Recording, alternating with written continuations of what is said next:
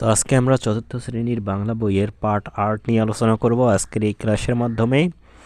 এখানে পার্ট আর্টের যে গল্পটি রয়েছে সেটাও পড়ব এবং গল্পটি আমরা বুঝে বুঝে পড়ার পর এখানে যে অনুশীলনীর প্রশ্নগুলো রয়েছে সেগুলোর উত্তর নিয়েও আমরা আলোচনা করার চেষ্টা করব। তো পার্ট আর্টের নাম হচ্ছে চিল ও বিড়াল, অর্থাৎ এখানে আমরা চিল এবং বিড়াল নামে দুজন প্রাণীর এই বিষয়ে আমরা গল্পটি পড়ব। তো এখানে যিনি গল্পটি লিখেছেন তার নাম হচ্ছে হালিমা খাতুন, অর্থাৎ চিল ও বিড়াল নামের গল্পটির লেখককে হালিমা খাতুন। এখন আমরা এখানে যে গল্পটি দিয়েছে সেটা খুব সুন্দরভাবে পড়ার চেষ্টা করব। গল্পটি আমরা এখন শুরু করব। এক গাছে ছিল এক চিলের বাসা, খড়কুটো দিয়ে তৈরি বেশ বড় একটা বাসা। তো এক গাছে কী ছিল? একটা চিলের বাসা ছিল, যেটা এখানে খড়কুটো মানে খড় বা ধানের যে খড়গুলো হয় সেগুলোর কথা এখানে বলা হয়েছে, বা বিভিন্ন ধরনের জঙ্গল, এগুলো দিয়ে তার বাসাটা তৈরি ছিল। বাসায় থাকতো বাবা চিল, মা চিল আর 3টি বাচ্চা। মা বাবা সবসময় বাসায় থাকতো না, মাঝে মাঝে তারা খাবার আনতে বের হয়ে যেত। সাধারণত একটি বাচ্চায় যখন একটি পাখির বাসায় কি দেখা যায়, বাচ্চারা থাকে এবং মারা কি তাদের জন্য খাবার সংগ্রহ করে এদিক ওদিক ছুটে বেড়ায়। এখন আমরা দেখি চিলের বাচ্চাগুলো ছিল খুব দুষ্টু, তারা সব সময় মারামারি আর চেঁচামেচি করত। তো সাধারণত এক বাড়িতে কি আমরা মানুষের মজাও দেখি, যদি ভাই বোন থাকে তারা কি মারামারি চেঁচামেচি করে, সেরকম চিলের বাচ্চাগুলোও একই রকম কাজ করতো, মারামারি চেঁচামেচি করতো। পেটুকও ছিল ওরা খুব খেতে ভালোবাসতো। খাওয়ার জন্য ওরা রাত দিন চিচি করতো। বাবা মা ওদের থামাতে না পেরে কেবল খাবার এনে ওদের খাওয়াতো। খাবার যতক্ষণ ওদের মুখে থাকতো ততক্ষণ ওরা চুপ থাকতো, খাবার ফুরিয়ে গেলে মারামারি আর চেঁচামেচি শুরু করতো। মানে তারা খুবই পেটুক ছিল, খাওয়া খুবই ভালোবাসতো এবং তারা যদি খাবার না পেতো তাহলে কি করতো, চেঁচামেচি শুরু করতো।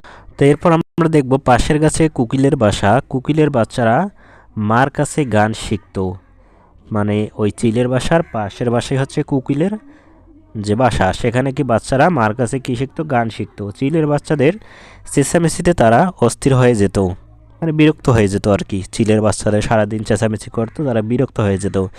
তারা ঠিকমতো গান শিখতে পারতো না। মাঝে মাঝে এসে কোকিল ভাবতো চিলদের পাড়া থেকে তো সে চলেই যাবে। আবার মাঝে মাঝে এসে কোকিল চিলদের বলতো বাচ্চাদের চিৎকার থামাতে। চিল বলতো ওদের নিয়ে আর পারি না, সারাক্ষণ তো খাবার এনে দিচ্ছে তবু ওরা থামে না।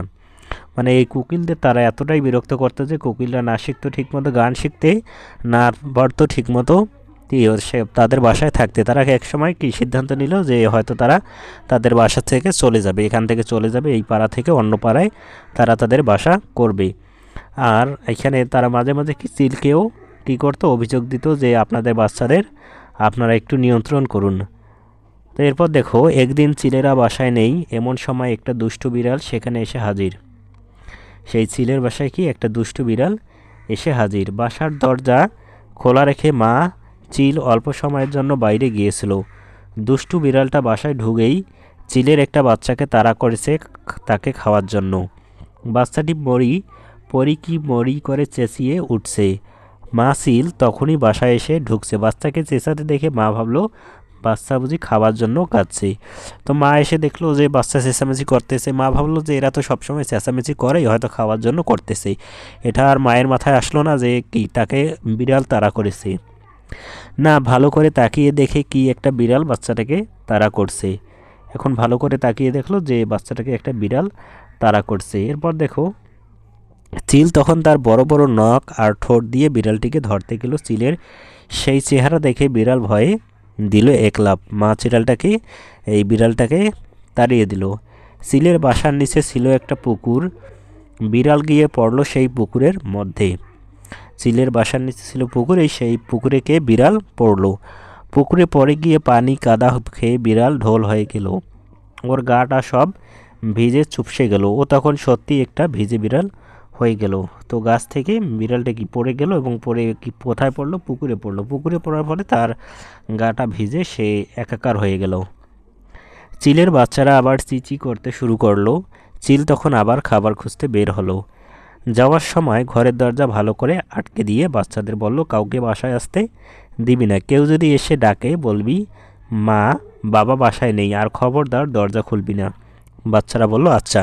আমাদের মানুষের মা বাবা যেমন করে সেটাই এখানে মূলত বলা হলো, যে বাচ্চাদেরকে সাবধান করা হলো যে যাতে বাইরে থেকে কেউ এসে যদি দরজা না নেয় তাহলে যেন দরজা খুলে না দেয়, বাইরে থেকেই বলবে যে কি বাসায় মা বাবা নেই, আপনারা পরে আসুন। এরপর দেখো এখানে বাচ্চারা বলল ঠিক আছে। এরপর দেখো চিল বাসার বাইরে বের হয়ে গাছের উঁচু ডালে বসে কিছুক্ষণ চারদিকে তাকিয়ে দেখলো, তারপর ডানা মেলে উড়ে গেল রূপাশা নদীর দিকে। রূপাশা নদীর তীরে এই চিল কী করলো, খাদ্য সন্ধানের জন্য উড়ে গেল। এরপর দেখো সেই বিড়ালটা পুকুর থেকে কোনো রকমে উঠে এসে ঘাসের মধ্যে রোতে বসে ঘাস শুকালো, যে বিড়ালটা ওই চিলের বাচ্চাদেরকে খাওয়ার জন্য তাড়া করছিল।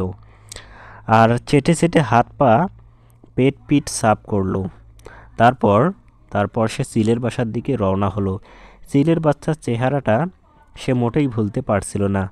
প্রায় তো বাচ্চাটাকে সে ধরেই ফেলছিল, অল্পের জন্য হাতছাড়া হয়ে গেল। বাচ্চাটাকে খাওয়ার জন্য তার জিভ থেকে প্রায় টপ টপ করে, আচ্ছা থাক সে কথা, টপ টপ করে কি পানি পড়ছে, অর্থাৎ সে বাচ্চাটাকে তার এতটাই পছন্দ হয়েছে যে সে যে বাচ্চাটাকে সে খাওয়ার জন্য বের হলো সেই বাচ্চাটাকে সে আবার খেতে চাচ্ছে। এরপর দেখো ঘাসের বন থেকে বের হয়ে বিড়াল চিলের বাসার প্রায় কাছাকাছি গিয়ে রাস্তার ধারের এক গর্তের মধ্যে কিছু সময় লুকিয়ে রইল।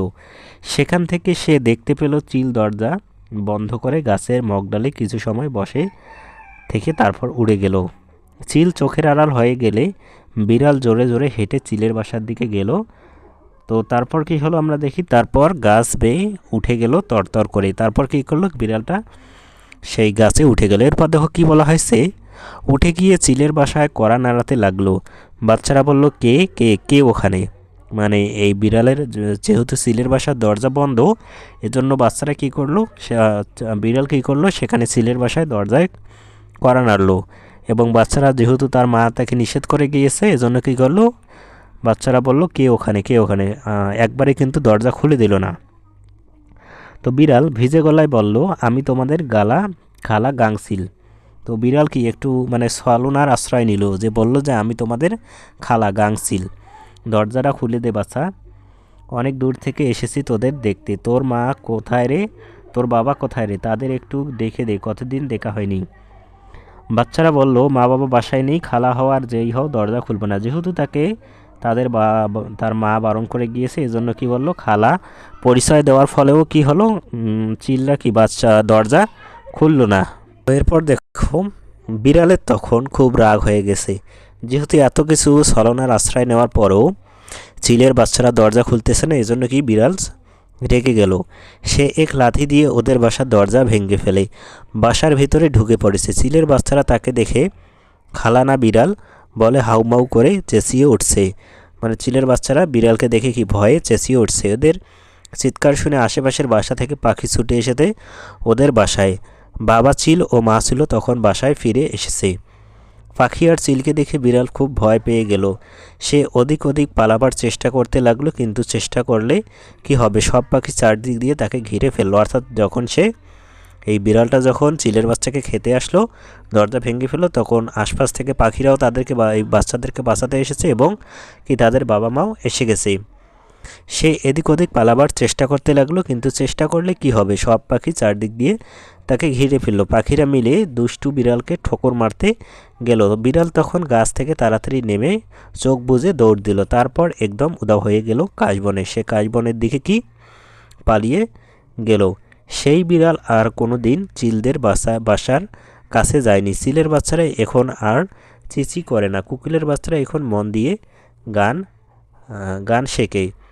তো এখান থেকে আমরা মূলত বিড়াল আর চিলের বাচ্চাদের একটা গল্প দেখলাম। এখানে আমরা দেখলাম যে চিলের বাচ্চারা সবসময় কী করেছে, চেঁচামেচি করে, যার ফলে কি বিড়াল টের পেয়েছে যে এখানে বাচ্চারা রয়েছে এবং তাকে খাওয়ার জন্য গিয়েছে। তো এটা থেকে আমরা মূলত যে সেটা শিখলাম, আমরা অযথা চিৎকার চেঁচামেচি বা অন্যকে বিরক্ত করব না। আমরা সবসময় শান্ত এবং অন্যের যাতে উপকার হয় এমন কাজগুলোই করার চেষ্টা করব।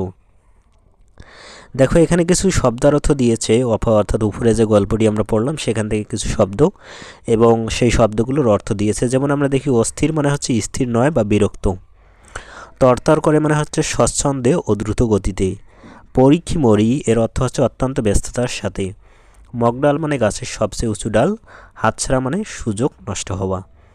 তো এখন আমরা এখানে যে অনুশীলনীর প্রশ্নগুলো রয়েছে সেগুলোর উত্তর নিয়ে আলোচনা করব। প্রথম প্রশ্নটি আমরা দেখার চেষ্টা করি। প্রথমে এখানে অনুশীলনীর 1 নম্বরে আমাদেরকে দিয়েছে, সেটা হচ্ছে শব্দ নিয়ে খালি ঘর পূরণ করি। এখানে দেখো কয়েকটি শব্দ দিয়েছে, হাতছাড়া, পরিমরি, তরতর, টপটপ, চটপট। এখানে আমাদেরকে এই শব্দগুলো নিয়ে এই যে শূন্য স্থানগুলো দিয়েছে এগুলো আমাদেরকে পূরণ করতে হবে। তো এটার উত্তর এখন আমরা করার চেষ্টা করি। ক নম্বর কী রয়েছে দেখো, বিড়ালটি ড্যাশ করে গাছ বেয়ে উঠলো। তো এটার উত্তর কী হবে, আমরা উপরে কি দেখলাম, বিড়ালটি কি করে গাছে উঠলো বলো, হাতছাড়া হবে না, পরিমরিও তো হয় না, তরতর, এটা হয় এখানে তরতর আমরা দিতে পারি। বিড়ালটি তরতর করে গাছ বেয়ে উঠে গেলে, এখানে তরতর শব্দটির অর্থ আমরা দেখেছি না, তরতর মানে কি বলো তো, স্বচ্ছন্দে ও দ্রুত গতিতে। তার মানে কি, বিড়ালটি দ্রুত গতিতে কী করলো, গাছ বেয়ে উঠে গেল। তাহলে এখানে আমরা ক নম্বরে কী দেবো, তরতর। এরপর দেখো, ভয়ে সে ড্যাশ করে দিল দৌড়। ভয়ে সে কী করে দিল দৌড়, বলো তো এখানে কি হবে বলো, এখানে আমরা দিতে পারি পরিমরি। ভয়ে সে পরিমরি করে দিল দৌড়, এখানে আমরা কী দেবো, ভয়ে সে পরিমরি করে দিল দৌড়। এখানে আমরা পরিমরি শব্দটি দেবো। খ নম্বর কী হবে উত্তরটা, পরিমরি। এরপর দেখো ড্যাশ উত্তর দেয়, এখানে কি হবে বলো তো, আমরা দিতে পারি যে চটপট উত্তর দাও, মানে কি তাড়াতাড়ি উত্তর দাও। এখানে আমরা কী দেবো, গ নম্বরে এই চটপটটি শব্দটি এখানে আমরা এই গ নম্বরে যে শূন্যস্থান রয়েছে সেখানে বসিয়ে দিতে পারি, উত্তর দাও।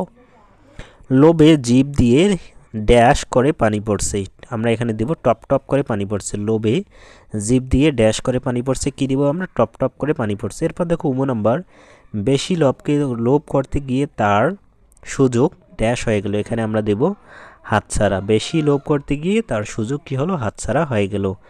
এরপর দেখো 2 নম্বরে আমাদেরকে এখানে কি দিয়েছে, 2 নম্বরে দিয়েছে প্রশ্নের উত্তর বলি ও লিখি। প্রশ্নের উত্তর আমাদেরকে বলতে হবে ও লিখতে হবে। এখানে মূলত ক থেকে ও পর্যন্ত 5টি প্রশ্ন দিয়েছে, এই প্রশ্নগুলোর উত্তর আমাদেরকে লিখতে হবে। এখানে আমরা প্রশ্নগুলো এখন দেখব এবং দেখার পর আমরা বলার পর আমরা প্রশ্নগুলোর উত্তর নিয়ে আলোচনা করার চেষ্টা। তো 2 নম্বরের ক নম্বর প্রশ্নটি কী ছিল দেখো, চিলের বাসায় কে কে থাকতো। তো এটার উত্তর হিসেবে আমরা দেব, চিলের বাসায় বাবা চিল, মা চিল আর তাদের 3টি বাচ্চা থাকতো। এরপর খ নম্বর প্রশ্নটি হচ্ছে, চিলের মা বাবা কেন সব সময় বাসায় থাকতো না।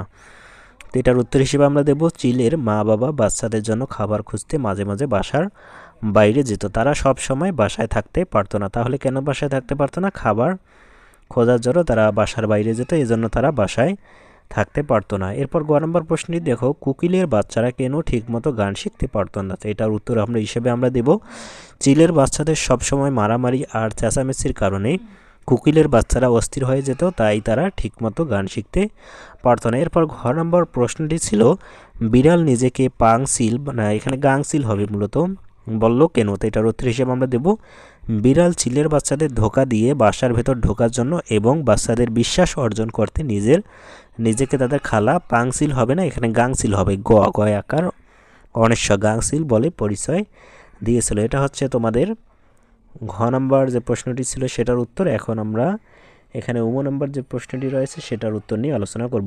উম নম্বর প্রশ্নটি হচ্ছে, চিলের বাচ্চারা কেন দরজা খুলতে চাইল না।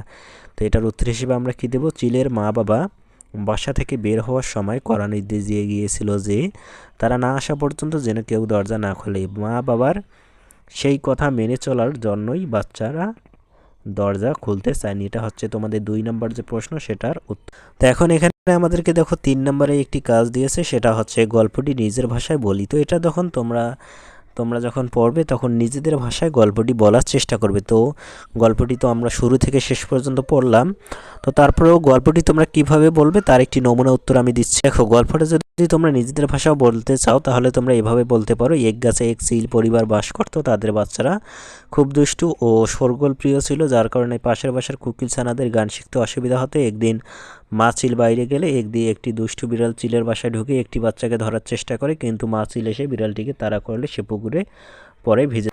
পরবর্তীতে বিড়ালটি আবারও চিলের বাসায় ফেরে এবং নিজেকে গাংচিল খালা পরিচয় দিয়ে বাচ্চাদের ভুলিয়ে দরজা খোলার চেষ্টা করে, কিন্তু বাচ্চারা বুদ্ধিমান ছিল, তারা মা বাবার নিষেধ মেনে দরজা খোলে না। শেষে বিড়ালটি জোর করে বাসায় ঢুকলে অন্য পাখিরা এবং মা বাবা চিল এসে বিড়ালটিকে তাড়িয়ে দেয়। এরপর থেকে চিলের বাচ্চারা শান্ত হয় এবং কোকিল ছানারাও শান্তিতে গান শিখতে শুরু করে। তো এভাবেই আমরা এই গল্পটি নিজের ভাষায় লিখতে।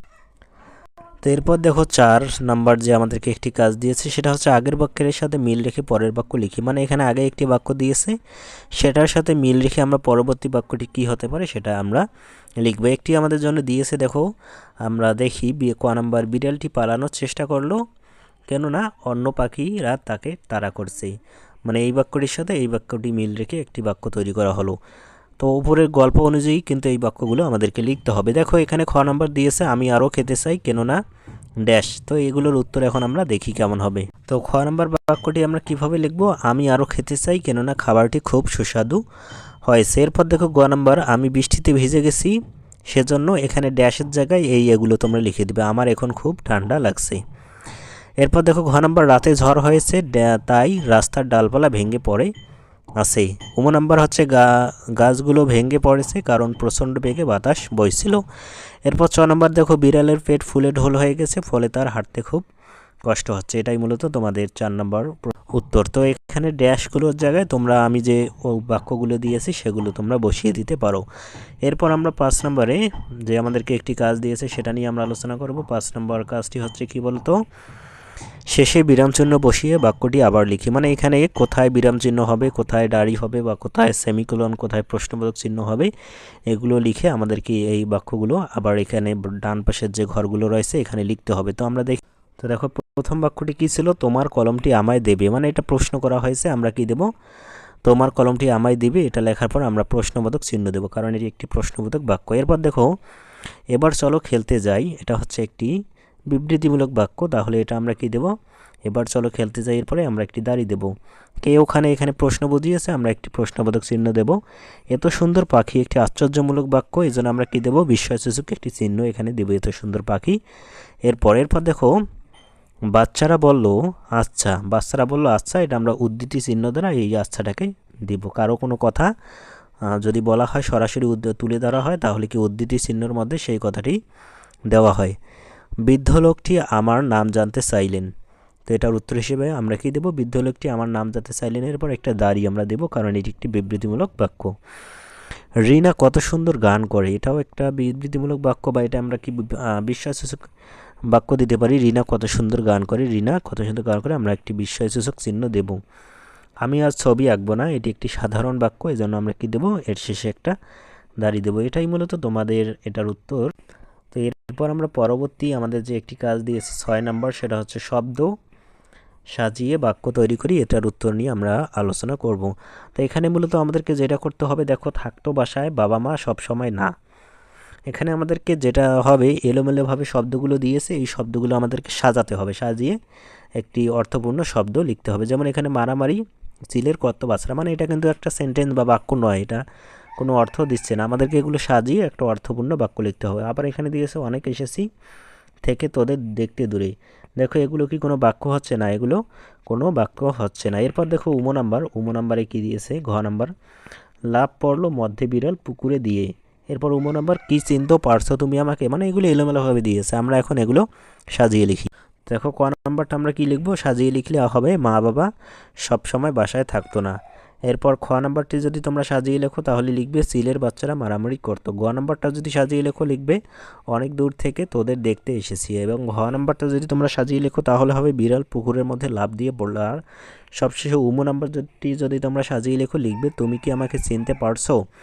এভাবেই আমরা যে প্রশ্নগুলো বা যে আমাদেরকে এলোমেলোভাবে শব্দগুলো দিয়েছে, এভাবেই আমরা খুব সুন্দরভাবে একটি অর্থপূর্ণ বাক্য তৈরি করতে পারি। তো আজকের এই ক্লাসের মাধ্যমে আমরা পার্ট 8 সম্পূর্ণ করলাম। পরবর্তী ক্লাসে আমরা পার্ট 9 নিয়ে আলোচনা করব। তার জন্য তোমরা চ্যানেলটি সাবস্ক্রাইব করে রাখো। ধন্যবাদ।